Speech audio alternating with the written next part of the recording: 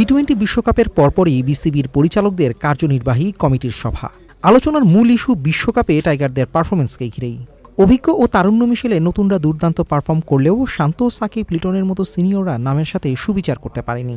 Semifinal খেলতে না পারার আক্ষেপ নিয়ে অধিনায়ক, কোচ ও ম্যানেজারের রিপোর্ট পাওয়ার আগে টি-20 বিশ্বকাপ নিয়ে নিজের সন্তুষ্টি ও অসন্তোষের কথা জানান বিসিবি বস। প্রথম রাউন্ডের খেলা দেখে অবশ্যই আমরা খুশি হয়েছি যে উই কুড কোয়ালিফাই। এইখানটায় যে সমস্ত কন্ডিশনে আমরা খেলেছি, এখানে যে কোনো টিম যে কোনো কাছে হেরে যেতে পারতো।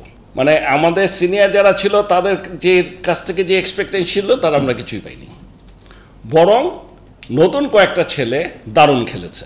বোর্ডের অনুমতি না নিয়ে টুর্নামেন্ট চলাকালে সদল বলে টিম হোটেল ছেড়ে দাওয়াতে যাওয়া এবং তাসকিনের টিম বাস মিস করার কারণ শৃঙ্খলা কমিটির হাতে ছেড়েছেন বিসিবির সভাপতি, যুব ও ক্রীড়ামন্ত্রী। আমি যখন নাকি টিভি খুলে দেখলাম তাসকিন খেলছে না, বেস্ট 11-এ নাই, তখনই আমি ফোন করি।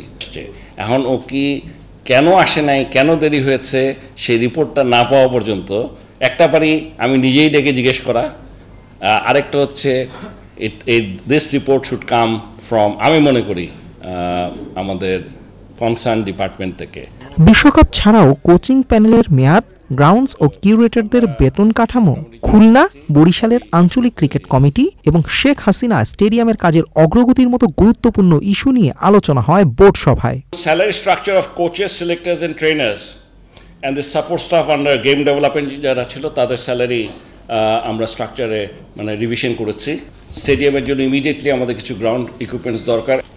মেয়েদের যে ওয়ার্ল্ড কাপটা আমাদের হতে যাচ্ছে সামনে, এখানে এই মিরপুরও আমাদের দরকার। সো এটা আমরা সিদ্ধান্ত দিয়ে দিয়েছি, ঠিক আছে, আপাতত এটা 3 ফেজে কিনে ফেলা। বিভিন্ন পরিবর্তনের মধ্য দিয়ে যাচ্ছে টাইগার ম্যানেজমেন্ট। হুট করেই দল থেকে কাউকে বাদ দেয়া কিংবা অধিনায়কত্ব কেড়ে নেওয়ার মতো কঠিন সিদ্ধান্তে আপাতত যাচ্ছে না বিসিবি।